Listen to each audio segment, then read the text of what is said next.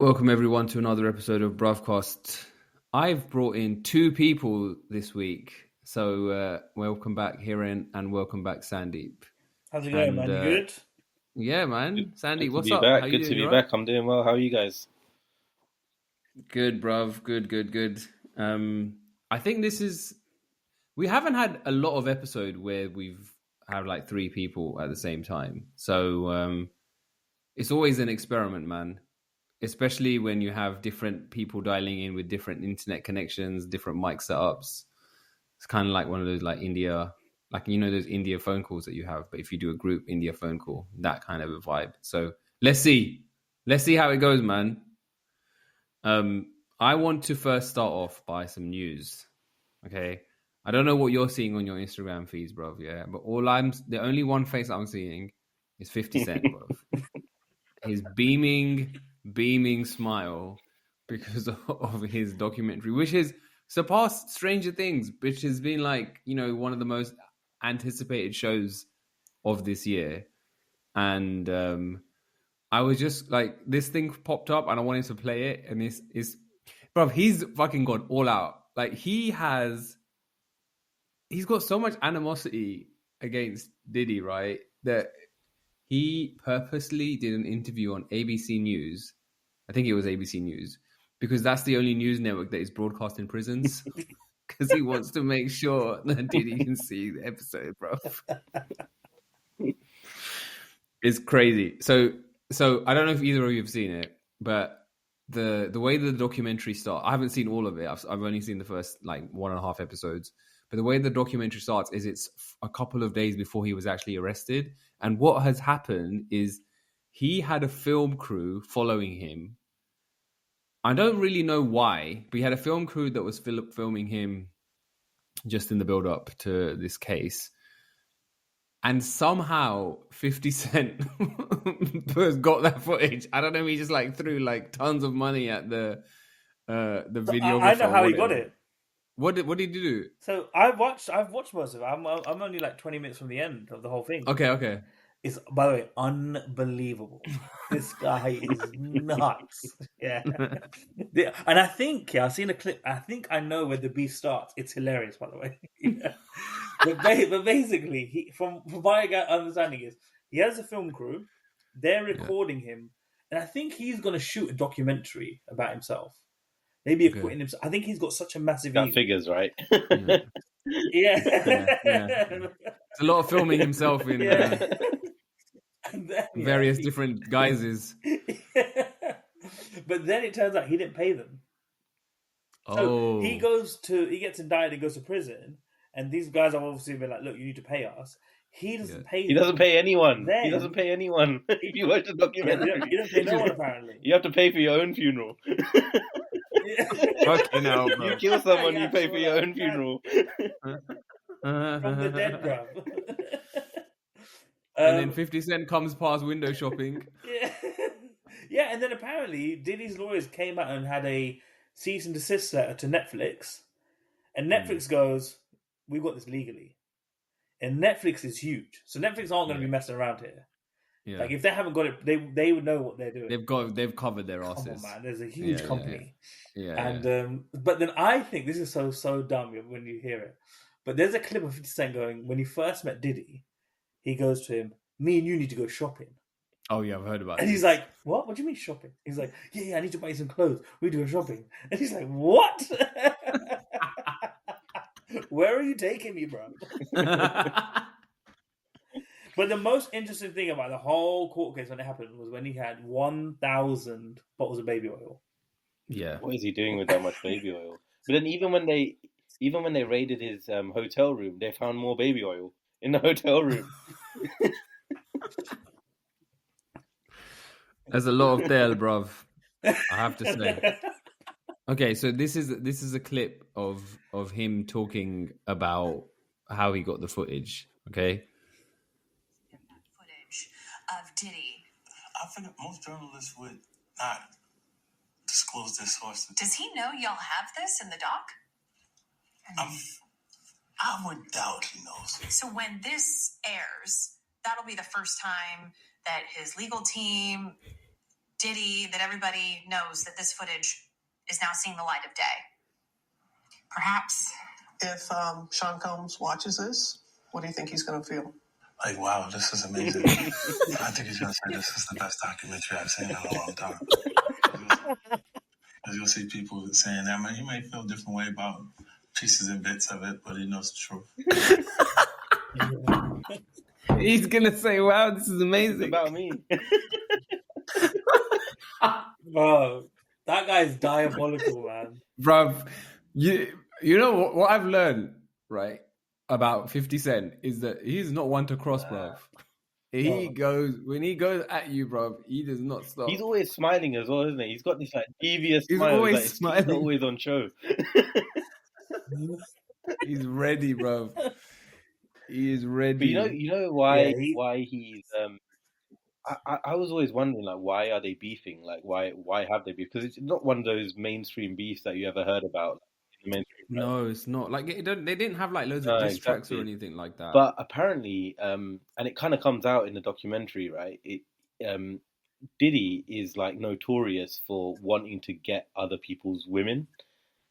So like he just wants to get with other people's women. Yeah. So like he sees someone with someone, he's like, no, I've got to have her. I'm gonna have her, and that's it. Apparently, he got with 50 Cent's baby mama or something like that, and this is where it originated from. And that's why the whole theme of the documentary is Diddy just going after other people's women. My God, bro, he does not let it go. No, he does not let it go, bro. So the Diddy documentary is out on Netflix. Watch it and judge for yourselves the production quality. It's honestly, I'm watching. I'm almost finished. It's unbelievable. It's a great. It's like as a watch. It's like it's so well done. It's well done. Yeah, it's well done. Yeah. He's nuts. Have you seen the Vince McMahon documentary? I've not seen that one. I need to watch that one still. Oh, mate, it's kind of like, there's these figures who like latch onto power, and then a little bit power begets more power and more power, and then they just keeps, and it's one of those things where it's like you see someone unravel, and it's like, but the Vince McMahon one's 10 episodes. It's intense. Is that on Netflix? Is it 10 episodes? I think it's a bit longer. Yeah, but it's really good. Where is it? On what Netflix. platform? Netflix. Oh, it's Netflix. Yeah. I think there is something around power though, bro. Like power can. Sometimes there's people that are corrupted and then get more corrupted with power, or there's sometimes you're just not. You become corrupted by the power because you realize how much it can get you. Do you think you'd get corrupted by the power? I don't think so, bro. Bravo. I don't think I'm never gonna get to the level of power of how I'm running WWE, bro. I just want everyone to, because no one can see this. I just want everyone to know that Raj is nodding his head as I asked that question. Raj is gonna have a wrestling promotion in Fairfield Halls next week. Yeah, Bruvcast wrestling. I should get all the guests that have come on to just be wrestlers and have like entrance music and stuff. Speaking of which, right? Like I saw this Instagram reel recently of you know how these days these kids are all saying this 6'7" business. I don't know if you've come across that. Oh yeah, 6'7", yeah. It's real where it's like a millennial basically saying they have 6'7" now. What did we have back in the day? We had suck it. Oh, yeah. DX, right? DX. Yeah. I have still don't understand 6'7", by the way. I have no idea. Makes no sense. No, I don't get it. I don't get it. I hear a lot of parents at work talking about how their kids are saying it all the time. But it's banned in my kid's school. Like literally it's on like a ban list. So you can't get, say like, detention. You can't say 6'7". Yeah, you get detention if you get heard saying 6'7" because it's so disruptive. But what if you're counting? This is exactly when it happens, right? Like you're counting in class. It comes up to like 6'7", and the whole class erupts, goes 6'7".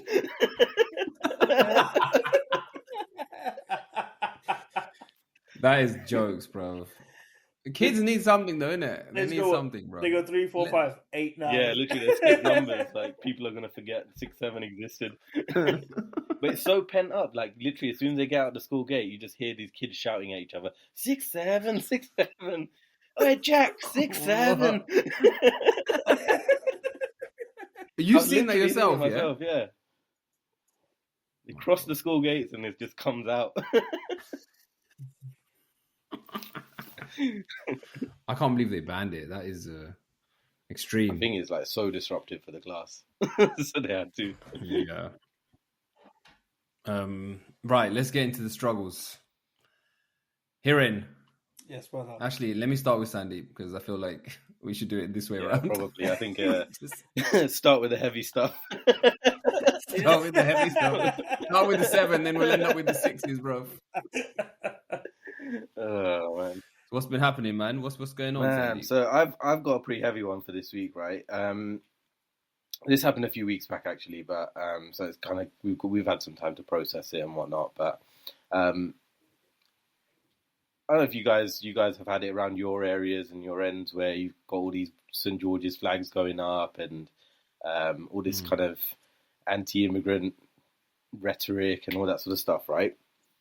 We've not had too much around our area, to be honest. Like, there's not been too many flags or anything, but we live in a pretty white area with like a smattering of like Asian people around where we live. So it's not too bad, and we've not really had any issues or anything like that. But my son was at school not on 3 weeks ago now. I was away for work. I got a call that evening from my wife. And Dina says to me, "Oh, something's happened at school." I was like, "What's happened?" And she goes, "Someone said something to Rian." And I was like, "Okay, what's been said?" And she said, one of the other kids, a girl in his class, basically said to him, "I can't high five you because your skin's brown." What? Yeah. That's insane. Literally, like my heart sunk. I was like, "What the actual fuck? Like, how can this?" Was there was there teachers There were teachers around? Or was it around, just yeah, like- there were teachers around, but obviously, like the kids were just kind of. I think it was like a little break time. They were playing. He was giving high fives out to his friends, and his friends were giving him high fives. And then this one girl walks past. He tries to give her a high five, and she says, "I can't give you a high five because your skin's brown." Now, bear in mind, these kids are 4 and 5 years old, so like it's not even like That's crazy. it's not even like they're in like year 6 or anything like that where they know what they're doing. So this kid's obviously, I don't know, heard this at home. I don't know the full background to it, but she's heard it at home or she's heard it somewhere and she's been told, "Oh, don't play with brown kids," or whatever it is. I don't know, but effectively she's come out with this thing. Now the worst thing is, right, like asking a 4-year-old to kind of explain it to you is in itself like quite a difficult thing to do, because the girl who was involved, right? She's got I don't want to give out names on the podcast and things like that, but she's got, let's call it, a name of a flower in her name, right? There's 3 other girls in this class with the same flower in their name. So we're asking Rian, like, "Oh, so who was it?" And he tells us his name. It was Demi Flower. Yeah. And we're like, "Okay, it's really important you tell us who it was, like, and make sure you're not wrong about this, because like this is a really, really serious allegation. We're gonna have to like go and speak to the school about it." He's like, yeah, it was her. Dina's like then dropping him to school the next morning, and she lets the teacher know.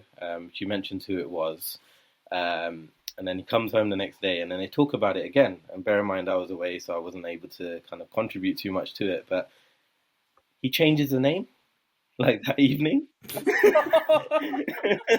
To another flower. The same flower, different prefix. Okay, no, bro. He's playing some grammar, bro. And she was just like, "Oh my god, I've literally like gone to the school, told them about this girl, and it's not ratted out the wrong kid, right?"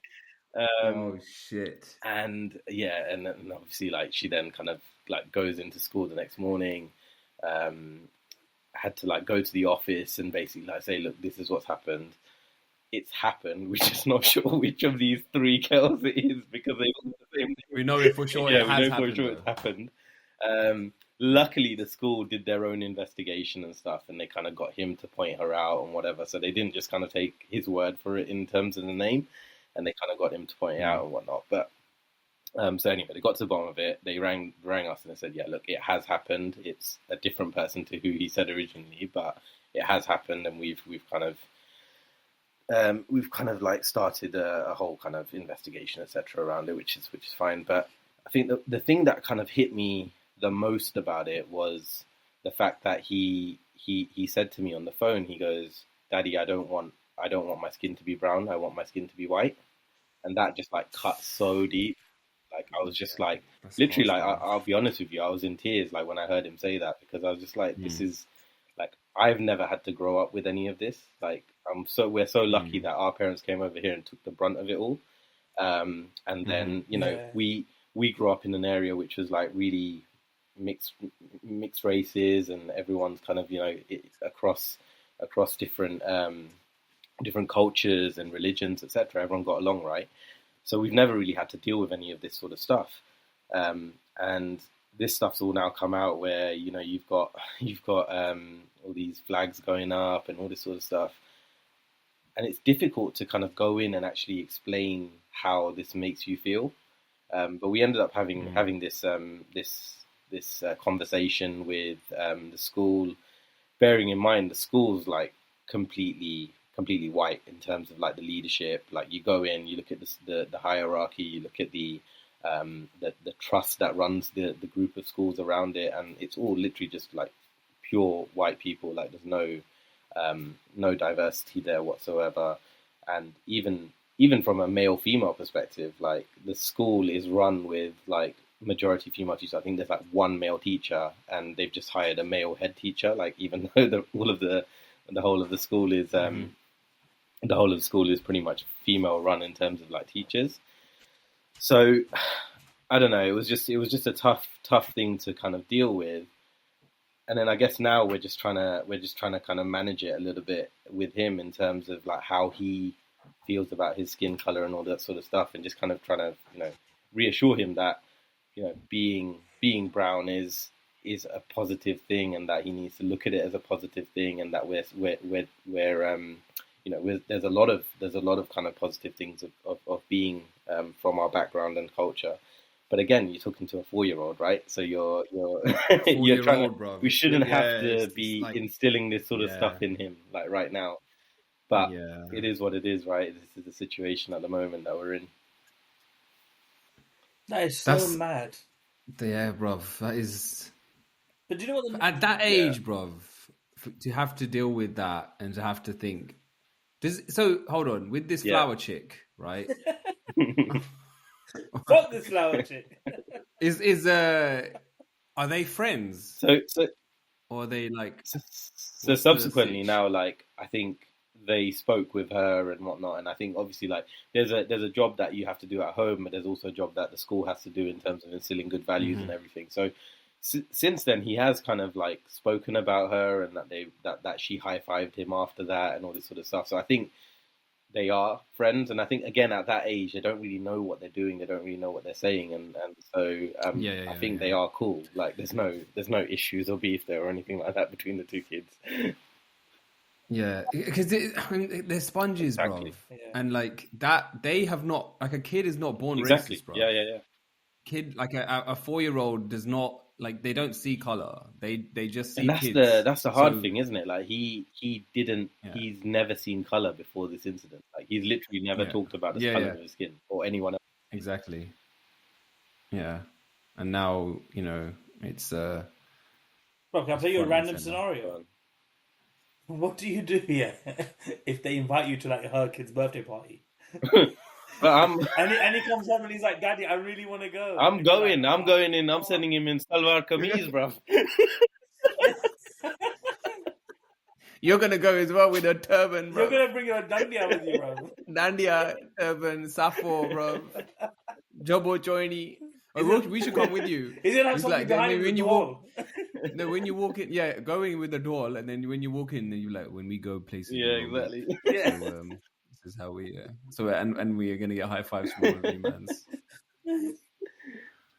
I was But also, yeah, what would you do though? What would you do in that situation? Would I you think go? we'll go. Like, You yeah, have if, to go, if you right? get invited, you go. I mean, what the school said was that apparently the mum was mortified when she heard about it and whatnot, which I don't know how much I believe, to be honest, because subsequently she's not kind of come to us and apologized on her daughter's behalf or anything like that. So, Okay. Yeah. so yeah, I don't know. So apparently she was like going through stuff at home and all this sort of stuff. It's just like that typical thing where people just try and deflect. But obviously Yeah. something's gone on, and you know something's gone on, and you're just trying to deflect it onto other things. But I don't know, man. I think the key thing is though to like we're just like looking forward and just kind of now having to instill that kind of pride in your skin color. So I'm like constantly like saying to him, like, you know, there's so many positives to being brown. Like you got to wear, you can wear less sunscreen. The melanin. You got the melanin. you're like, your spice tolerance is amazing. I don't know about you guys though. Like when I go on holiday, I always like I've like just know to apply sunscreen like when I want to like get in the sun and whatnot.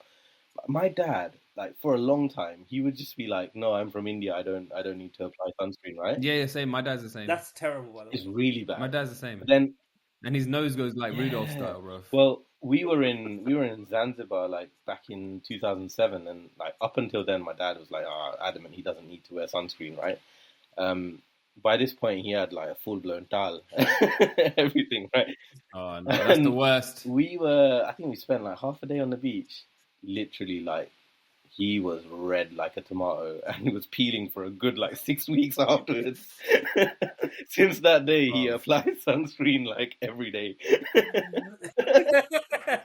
It takes one incident of a choleli dal, bro. Yeah, like I've had the same thing. I was I think I was in San Francisco for work, and we went on like this hike, and I didn't have any sun cream on, and I didn't have a cap on or anything. And for the next like week and a half, my dal was just peeling, bro. So now like you always see me with a hat, man. Even when there's no sun, bro. I'm never having that shit happen again, man. It's not worth it. It's not worth the trouble. Crazy. So that's what you're doing now. Then you're just kind of building like him up, you know, giving like him like telling him how good Yeah, dhokla are exactly. versus like chips and stuff. But I don't know. I feel like It's hard though, man. I feel like it's one of these things where, yeah, we just got to get on with life and whatnot. But at the same time, like we've got to be proud of who we are as a culture. And like, I actually think there's a lot of pressure on being a brown person now. When you look around and you see like every CEO of every big company is from India. Like, it's like you know, back in the day we were growing up and like the aspiration was like, okay, be a doctor, be a lawyer. Now you got to be CEO of Google to be anything if you're Indian. Yeah, bro. Yeah, bro. You know them ones, bro. Mate, all the big companies are run by us, man. Like I think like most of them were like Starbucks was up until now, Pepsi was for a long time. Yeah. You know, Perplexity and you know all those guys are all run by Indian people. And yeah, I feel like when my son comes home and he's like, "Oh yeah, Dad, I want to be a doctor," I'm like, "Bloody bastard, go run Google, go run Google, bro." You know the crazy, but I think the good thing is that the era that we're in now, it's a lot easier to point at potential role models for kids that they can relate to. Even from at that age, it's gonna really be the skin color, right? Like that they can relate to outside of anything else, because there's no other like it's very a few other things that they can be able to like grasp conceptually. So I think being able to do that is like it is a privilege. I don't know whether the kids are to blame with this kind of stuff, though, bro. Like the 4-year-old girl No way. is like, it's not like it's learned behavior. It's learned behavior, bro. Like the parents should be accountable. They should have. I'm surprised that they didn't reach out and just like apologize on her behalf. Their fundamental issue is that, you know, well, I guess their fundamental kind of belief is what she's saying, right? Like that's probably where she got it from. I mean, because where would that come from? Where would that come from? But they could be well embarrassed as well. Do you know what I mean? They could be, yeah, it could be potentially, but yeah, I don't know. strange one. But it's funny that you talk about role models, Assume right? they're intentional. It doesn't help that my son's role model is Michael Jackson. Okay, all right. So that is He looks at skin color as a He choice. does. yeah, he did have skin color as a choice. He's like, it's optional for me. I can go this way or that way. He literally said, "When I grow up, I want to be Michael Jackson." I was like, "No, you don't. No, you don't." But there's a movie There coming is, out. You yeah, know, he's got a film It's coming got out. Jermaine Jackson's son Yeah, as that's Michael. his nephew. Oh, is that who it is? Yeah. Oh shit. Okay. Yeah, I think it's going to be very different to the documentary. But you know what? I was thinking, you were saying something, and there's something terrible I was thinking about. You know, when you said the school ran an investigation? Yeah, in my head, I was like, Interrogation room. how did they do this? Because did they line them up? And then they had, like, let's say a bunch of brown and white kids line up, and then they just put their hands out to high five. And who didn't high five? They were like, that's it, we got them. That's the one. That's we it, got we got them. him. Bring them in, boys. We've run our investigation. We know who it is. Oh, fuck. Have either of you ever had any kind of racial abuse? Anything like this as you were young, when you were younger? This age, not like I did go to a really predominantly white primary school, and then a predominantly like Asian and black secondary school. But I can't remember from primary school. I can't remember. I don't think so. Not at that age. I think the only time that I've had anything that I can remember was we got in. I was a lot older, I think, as well, like probably like 16 years old or something, and we got in a cab, a black cab. Me and my parents were on the way to the airport or something, and I don't know, like my dad was doing the Indian thing. Like, to be fair, like, it's probably deserved, but my dad was doing the Indian thing and arguing with the taxi driver, saying like about the fare, and the guy goes, "You people don't never want to pay." I don't know if that's abuse or I if think that's it's truth, kind of, bro. yeah, that's what I mean. I think it's kind of justified, to be honest. It's like that's one of them true stereotypes. Tick in the box, bro. Yeah. It's a mad one that the 4-year-old thought that. It's I think what's crazy about it is that it wasn't even the really sad thing about it is that it wasn't a statement or something that was said. It was, I can't even touch you. Literally, it's crazy. Like, I think that's why it must have affected him more, because it's like, I don't want to touch you. Like versus saying something which you could brush that off and whatever, but that would cut deeper. Like, that would cut for anyone, 100%. bro. For someone to be like, don't come near me. I don't want to touch you. That must be really hard for a 4-year-old, bro. That's hard. I was explaining it to school as well. Like, to be fair, like, I've not really thought about this in a lot of detail until this has happened, right? But I guess, like, just thinking about how society is all set up to, like, kind of almost put the coloured person down in a way. When we talk about that, I was explaining to the school that when you think of anything negative, it's usually kind of associated with the color black or brown, right? And anything positive is associated with color white. So, like, things like blackmail and you're being blacklisted and all this sort of stuff. Like, always, all of the negative things are associated with the color black or brown, whereas the positive things are like associated with white. And I gave an example to them when I was talking to them, because again, when you're talking to people who are white and haven't had to go through any of this sort of stuff themselves, they have no idea. They've got no clue about all of the subtle things that are that are within society that we don't even necessarily think about on a day-to-day basis. But the one example I gave them was the story of The Ugly Duckling, which is like a book that's read to every single kid, like, around the world probably. And the whole story is, like, kind of built on the premise that this one duckling is ugly because it's black, it's got grey feathers, it's got black feathers.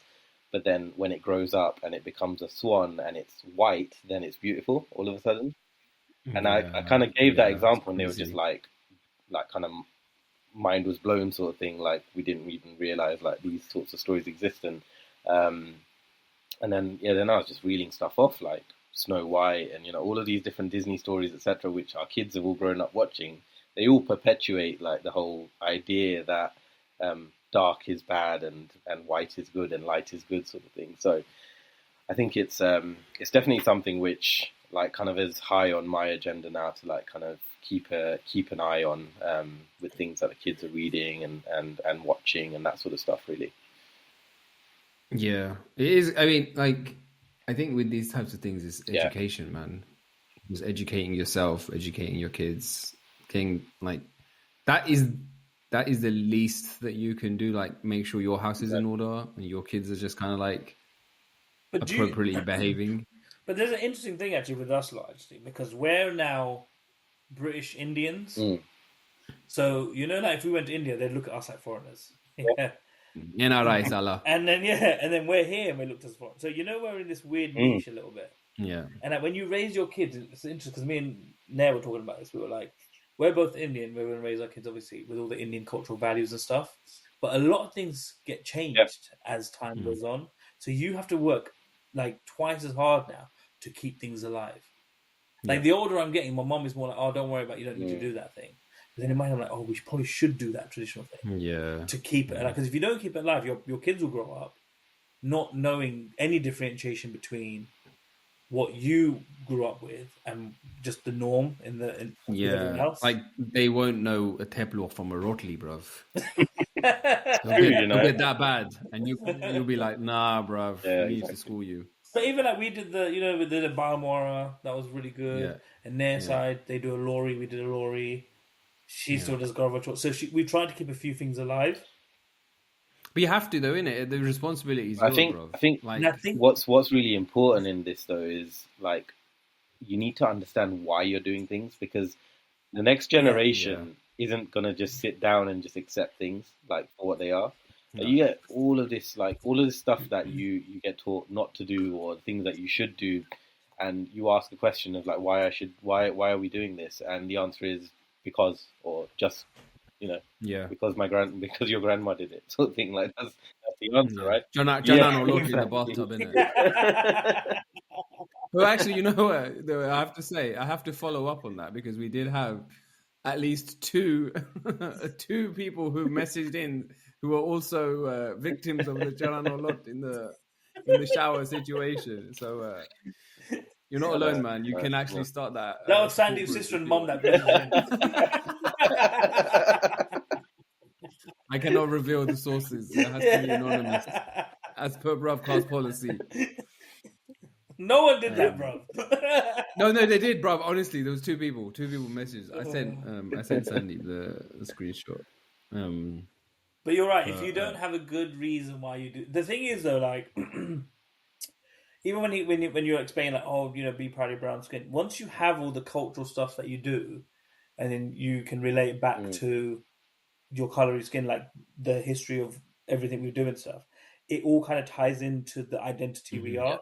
Because a lot of times you can have a skin color, but then if you don't match it with your like cultural parts and you keep it intact, it gets lost and modeled away. And I think that's something that we could easily lose it. Easily lose it. It sounds like you have. That's why it takes so much effort. But I feel like, I think one thing I'm finding, especially because we're in the space of content creation with Bruvcast, is that there is a really vibrant community of content creators that are like South Asian, that are really holding on to the culture, really leaning into the culture in ways that we weren't doing, when we were teenagers. So that gives me some optimism that, going back to role models, just like being able to point at people doing things to our kids and say, look, this is what our heritage is, or this is what our like families are all about, and what what our culture is. So I am optimistic about that piece, but it's still a responsibility that we will have to carry. Like, it's not something you're going to get for free. And I don't even think our parents intentionally were doing this. Like, it was just it was kind of like they just second did nature it. to them. It was second nature to them, and also grandparents were in the mix, and they often wouldn't be able to speak in any other language other than Gujarati. So you just naturally get the lessons and the values and the culture through that, and that's obviously going to change. So yeah, it is. It's crazy though, man. How is he doing now? He's good. He's just kind of got on with it, to be honest. Like I think we all have just kind of got on with it, and we kind of put it behind us now. But I'll be honest, it did like kind of cut deep for a good like 3 or 4 weeks, to be honest. Like constantly thinking about it, thinking about what we could do differently, etc. But yeah, I think he's over it now, which is good. Hopefully, it doesn't kind of stick with him for the rest of his life. And if it does, it does, and it will make him a stronger person for it. To be honest, so that's the way to look at it, I think. Yeah. I'm sure. I don't think it'll stick. I think he's so young. I don't think. Yeah, it is. 4-year-old is young, bro. Really young, and I think like he will. As such an area he's growing up with and the family and stuff at home, I think it's something that he'll grow past. But then, as you know, as we're talking now about everything, if you keep the culture properly alive at home, pride will come. 100%. You say that, right? But okay, so I've had one very clear example, right? I think Mitesh was there, but I don't think he was actually there when this thing happened.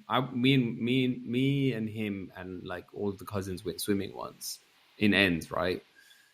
I must have been maybe 8 or 9, and this girl comes up to me. She was around the same age, and she said, "What happens when you put an Indian person in the microwave?" I was like, "I don't know." And she said, "Pating." Bro, that's a and bro, I did not understand what she was saying, and I was like, "What?" And then she just swam away.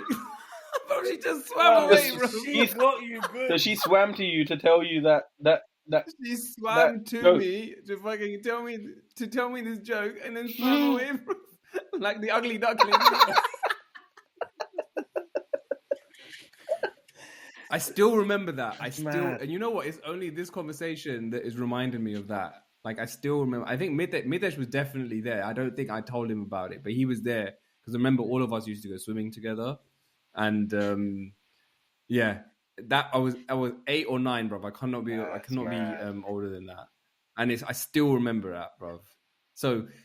It can stick with, but then hopefully you get to a point where you just look back and you're like, okay, you look at it as what it is, right? Like you look at it as what it is, and it's just a stupid statement. And actually, a joke that you can be like, okay, yeah, fine, I can understand it from a humor standpoint. Yes, it's offensive for sure, but is it offending me right now? No, because I'm above that. I'm beyond that. I can, I'm very proud of who I am and what my heritage is. But when you're that young, you don't understand, bruv. You're just still like figuring everything out. But you know what? Speaking about like being offended and humor, they go hand in hand. And humor's offensive, right? So this is a bit of a weird question, but like when you were younger and it's more socially acceptable to make fun of obvious stereotypes. Mm-hmm. Yeah. Do you think now it's all become a bit woke, isn't it? You can't say it's it difficult. like. It's difficult. I think it sounds. I could be completely wrong here, but I think if you had a friend that was a different race and they're your close friend, you can joke openly about stereotypes because they're not real. Do you know what I mean? Yeah. They don't categorize the whole group of people, so you can make a joke back and forth to each other and tease each other, but and you do it in jest. That girl could be flirting with you, bruv. She goes, "I've got this fire Indian joke. He's gonna love me after this. He's gonna love me, yeah." And then instead, I was just confused. I was like, "Huh?" The whole time, I didn't know what. I was so confused, bro. She just waited at the other end of the pool. Was like, "Why is he not coming?" Yeah, why is he not swimming over here? He's fried. By the way, when you start that story, I thought you were gonna say she came over to us and we were 8 or 9 and be like, "Why did you guys already have hair on your body?" Why is your chest so hairy? Yeah. How come you have a beard? Why are you guys wearing a jumper in the pool? Yeah, bro. That's crazy, man. But yeah, I don't know. I think humor it's difficult because if you go into like the comedy scene, there are a lot of comedians that are saying that it's so difficult to talk about anything now because anything can be offensive to anyone. And Dave Chappelle, for better or for worse, just goes head on and just talks about things like openly. And some people really like he's divisive, right? Because some people really find him funny and some people are like really offended by him. But I think what is happening out of it is he's talking about things that some people aren't talking about or some people don't want him to talk about. And he's bringing these things to light. And I think comedians, that's what I feel like the purpose of a comedian is to talk about things that are uncomfortable and are like topics that people don't want to really discuss, but they put them out there, but they do it in a way which is humorous. But it's difficult, man. It starts a conversation, isn't it? Like I think humor does help to lighten the mood a little bit, to allow you to relax and actually have a conversation about something. But at the same time, like there is a line that kind of certain comedians will cross, and you can find it funny, but at the same time, it's gonna offend some people. Like I think Jimmy Carr's a really good example of that, right? Like he is like basically so far over the line with a lot of his jokes that most people probably wouldn't even turn up to his shows if they knew what he was going to talk about. But yeah, I don't know. I think it's important to talk about these subjects, and humor does help with that. Yeah. I think it's your intention. I think it's your intention. I think everything comes back to intention. Like if you were saying a stereotypical joke, but if your intention is you're laughing at the group of people purely based on the stereotype, then you're clearly trying to get a reaction. But if you're saying it with a bit of nuance, then I think you should be allowed to kind of like toe that line a little bit. And I think but you are good. I don't know. It's a fine line between being like insensitive and trying to make a joke. Like Jeremy, I'm sure we've all tried to say something and it's been a bit like, all going to say that. You probably do that on the daily, bruv. I'm going to do that 4 times in the rest of this episode. Severe editing goes on after hearing. Nah, it's not. You're pretty good, man. Roger's like, we talk like 4 hours. Okay, it's only 30 minutes. That's actually. I turned 4 hours into 1 hour. Yeah, bro. But yeah, no, thank you for sharing that struggle, man. Thank you. I hope he's doing okay. It's tough, man. And this is why parenting is so fucking hard, bro. It's so hard, man. Like and this just comes out of nowhere, bro. Comes out of nowhere. Like it kind of dovetails into my struggle, which isn't. I'm not going to take up a ton of time because I want to get to Harin's. But this is just a not serious struggle, by the way. Well, my one, yours. Yeah. That's why I'm leaving it to the last point, bro. But just the reason why there was no episode last week is because my daughter was pretty sick, and I just want to say fuck RSV, bro. RSV is I fucking hate that shit, and I had no idea how bad it could get, and it got pretty bad, and it was pretty scary. She's fine now, everything's okay, but it was it just kind of knocked us all for 6, bro, over last week, and for those of you that have kids, just be aware of this shit and it's going around. It's flu season. Like, please look after your kids or your family. It's just horrible. It's so horrible to see your kid go through something which requires a hospital visit where you have no control and you just have to watch what goes down. So it everything ended up turning out okay, but it was pretty scary. And I mean, there's always going to be something, bro. There's always going to be some moment in there where there's some humor. And I think the one thing that happened during this is that we were in the hospital, and like it's the South London hospital, isn't it? So there's a bit rough around the edges, bro. Yeah. So I was like, I was going to the toilet, and the fucking door wouldn't. It turned, so I thought it locked. So then I went and started the show, bro. And then luckily it was not. It was like I was just doing a number one. But then this lady didn't. You know how sometimes you gracefully go into a toilet. She busted in there like, you know, like something was going down, like there was a fire in there, bro. And I was like, hey, hold on. And I was like, yeah, I need to stop this, man. The worst thing is if you turn around. And I apologize though. This is what I don't know. Why was I just have a tendency to over apologize, and like the door opened, I was like, sorry. Yeah, And why does that happen? That's a British thing though. You can't. Honestly. You always say sorry.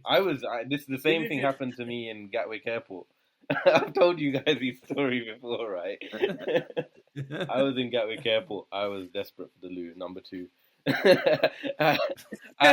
I'm one of these people who can't do a number 2 outside my house or a hotel, right? Like that's like literally like I cannot go in public, but when nature calls and you have to go and you've got a flight to catch, like you're gonna have to do it. Rather, you're not gonna be exactly, home for a I'm while. not gonna be home for a while, and I do not want to be going on a plane because that's like even worse than doing it in the public. Okay. So anyway, I look for the next best thing, right? And I go to the disabled toilet because I'm like, okay, bit more space, and you know, whatever.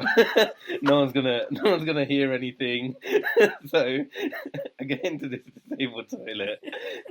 I think I've locked the door. Oh fuck! I'm there, sat down doing my business, and door just swings open.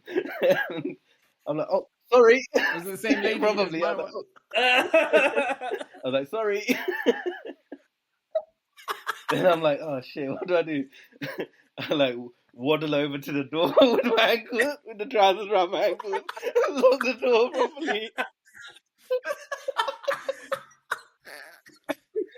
Wait, hold on. Okay, oh fuck! So this person walked out. Yeah, then, she walked right? out. Did they come in? And then I was thinking to myself, I'm in a disabled toilet. I'm clearly not disabled. So what if she's waiting outside, waiting to come in, and she's obviously seen who I am now. She's definitely seen everything now. So then I was like, oh shit. So I'm gonna have to I don't know what I'm gonna do. Anyway, finished my business. Flush the toilet, wash my hands, came out the toilet limping, pretending to be disabled because I didn't want to be judged for being in a disabled toilet.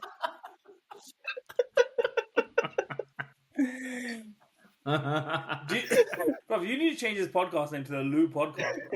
We always end up talking about this. Toilet humor.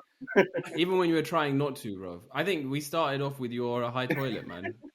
Because we had a stretch where there was no toilet jokes, but then you brought it back with your Everest toilet story. Bro, let me tell you about just going back to that toilet. Yeah, I went round the other day to a normal toilet and I checked where my knee bends, and I was like, "This fucking toilet is so high, it's above my knee, fam."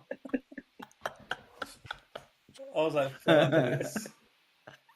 But do you know what? This makes no sense. What I'm about to say, but it's so true. You know when you have to like waddle off the toilet and the air hits your bare ass? Even though it's bare ass on the toilet, it's different air. You have to go and close the door. Because I've had to do that once. And it just doesn't feel right. Hold on, wait. Wait, what are we talking about, bro? Yeah, you've lost me, bro. When you were on the toilet, you had to go and close the door, right? Lock it. He waddled. Yeah, He you did the weren't waddle. finished. I wasn't finished, no. Yeah. Exactly, yeah? Wait. Hit me out. Fucking hell, bro. This is why, bro. Harin won't stop, man. He'll fucking keep digging into this. He's going to tell us about his bare ass in a minute. So I'm answering just to kind of get to the point. Yeah, I'll drop my pants in a minute, don't worry. But you know when you leave the seat? Yeah. And then you waddle over. Okay. It sounds weird what I'm about to say, but the air feels different. What do you mean the air feels different? It's like there's just so much because it's enclosed. There's so much air. The toilet. It's like there's just too much air coming. Left a vacuum. You've left your toilet vacuum, and now you're like cold. I just imagine you getting off the throne and then like pausing for a moment and just thinking, this is a very weird sensation. This air feels different than normal. No, when you gotta walk, it feels different, bruv. Because you're not ready for the walk. But I've explained why I was doing it. Why were you doing it? Yeah, why? Why were you doing it, bro? Listen, guys, I think we've had enough toilet talk for one episode. Join us next week when Harin reveals the mystery of what he was doing. Oh shit! So yeah, But so is that was my struggle. is she bro. everything all good with the baby? She's Feeling okay. She's all good. Everything's fine. It was just a bumpy ride, bruv. It was one of them ones like what we had. So we had to rush to the hospital because like it was her breathing was getting like really bad, and it felt like we were in a movie because it was like, you know, when you're like you have to like you're just rushing to get there, and the traffic was mental, and there was one moment where there was just a queue of cars, and I said to Gagan, I'm just gonna overtake all these cars. Like there was enough space to do it. Like it was a safe maneuver to do, but it was a dickhead move because like you've seen people do that, and you're like, what the hell's going on? But it was just the last turning before we got to the hospital, and she was like, "Do it, bruv." Put my foot down, bruv. Normally, I'm one of those drivers that people overtake, bruv, because I'm just so paranoid about this fucking 20 mile per hour speed limit. So I'm just like, I don't want to go. I'm going at like 18, bruv. Yeah. But at this point, I was like, I don't care, man. If it's a speed ticket, bruv. You thought you were Vin Diesel, innit? Fucking. For like that 33 seconds, bruv. He looked around. Oh yeah, it's family. And I went. Yeah. And I went back down to Mi familia. The only thing I say that my experience of hospitals over here is when it's your stuff, you age to get an appointment. It takes A&E's a nightmare. But with kids, they're very good. They are good though. Like, they see the kids quick. Really, from my experience, they're pretty quick. So that's always good. Yeah. No, shout out to the NHS, man. Like especially the frontliners, man. The A&E people were, because they must see so much stuff, man. I just, whenever I go to the hospital, when I go through one of these incidents, I just think to myself, doctors are a different breed, bro. Like they are different. All of them, like, doctors, nurses, everyone.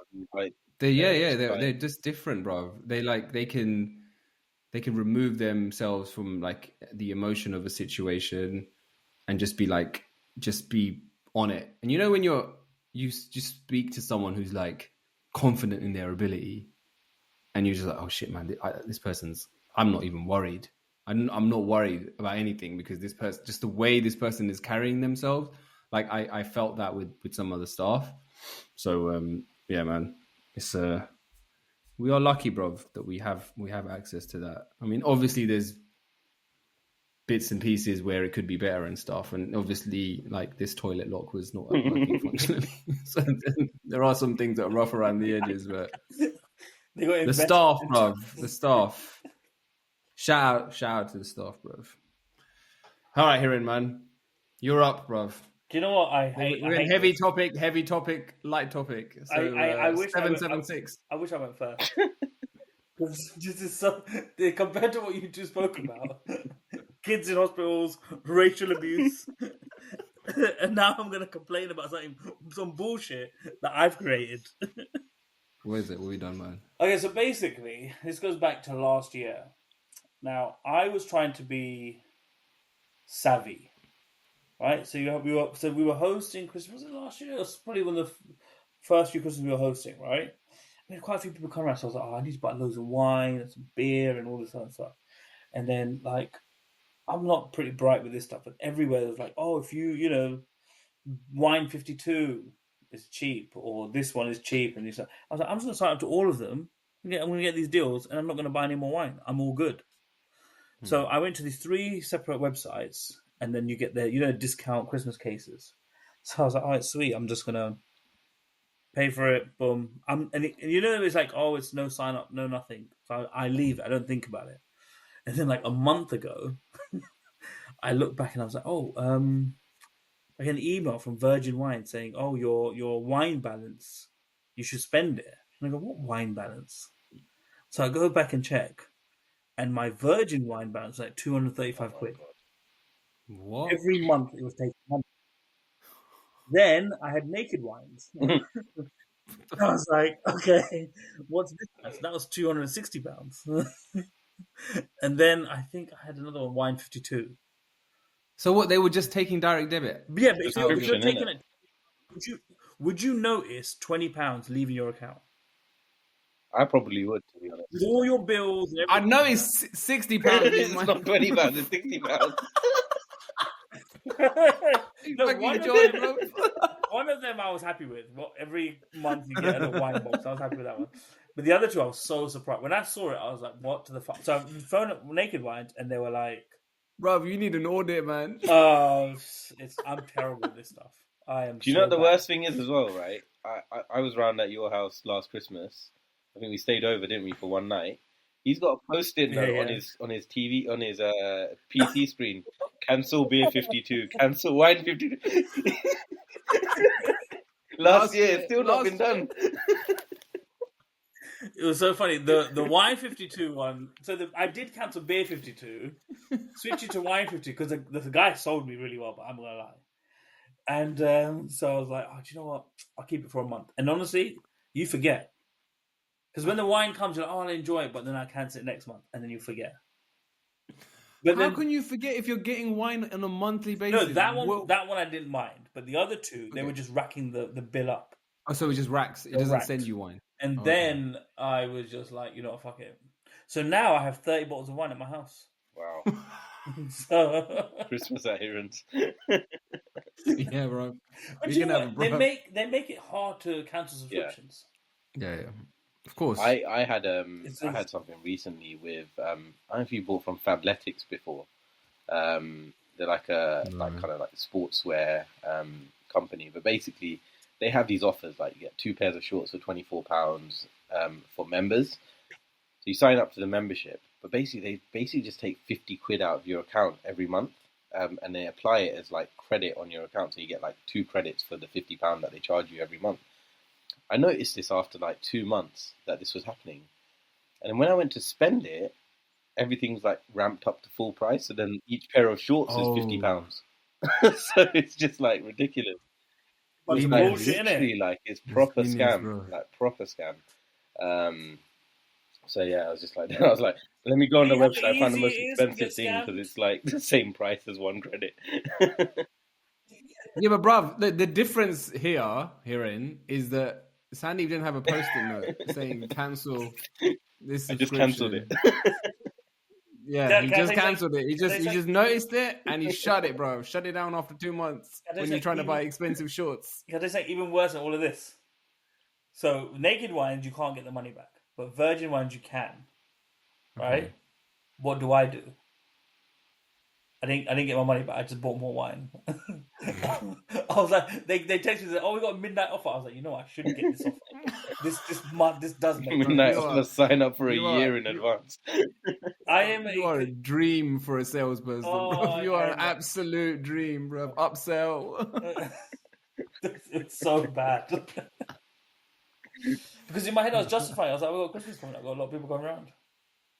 Are you one of those people that like let's say your Sky or your broadband is coming to the Sky end I've of the smashed. end of the term? I've smashed Oh, so, it. but do you haggle it up? No. Or So are you So I actually get my brother to do Sky because he does a brilliant job on it. So right now, Because if it was you, you'd be like buying it for your house, bro. If Your, it was me, your, I'm your taking parents' Multi-room house, in bro. rooms he doesn't even have TVs. Multi-room, bro. ironically, I do have multi-room right now, but He's got one TV in his house. He's got 3 multi-room subscriptions. no, Sky. Bro, you know how when you call up, yeah, they have like all your account details, and they're looking at. There's probably a comment that says upsell anything to this guy. He'll bite your hand off. Star customer. Just give him a CRM subscription. Give him a subscription. But yeah, my Sky deal. I'm happy with my Sky deal, bro. So, but Jit hooked you up. Kind of. Okay. So I did well on that one, but every other subscription I'm terrible with. Absolutely terrible with. Have you done an audit? I should. You really should, man. I'll lend you my Really should, spreadsheet. bro. You just got to plug your numbers in. Like, this is me, like, one day a month, I'm literally just on a spreadsheet. It's like, where can I save money? Yeah. What is? I'm not that guy.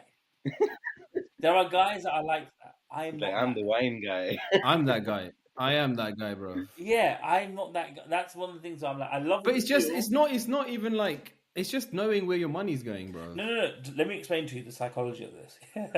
There are some people who watch everything they spend, and then there's me, okay, who will buy 18 different wine subscriptions, and I'll be like, "This is a good deal for me." Which, by the way, I'll tell you, this is how it gets even worse.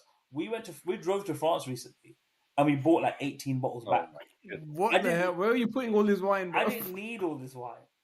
Yeah, but it turns out we do drink a fair bit. If you enjoy your wine, then you know. Yeah, but fair we dues, gift bro. wine, and you know what I mean. It does go. Yeah, You know, like it does go because you have so much of it. Never-ending supply. It's like you open the cupboard. Oh wait, there's some more wine. It's embarrassing. If you came to our house, you'd see it. You'd be like, "This is a bit much now." Even my brother came out today. I was like, "You sure you don't want any wine? Are you sure?" But you've solved it now, though, right? You've solved it. You don't have any other wine subscriptions that you're aware of. I've cancelled all my wine subscriptions. Okay, all right, that's good. That's progress. Except for Wine 52. Okay, you've kept one. I kept one. Kept one. Which, by the way, I feel like I kept the worst one. What about Beer 52? Have you still got that?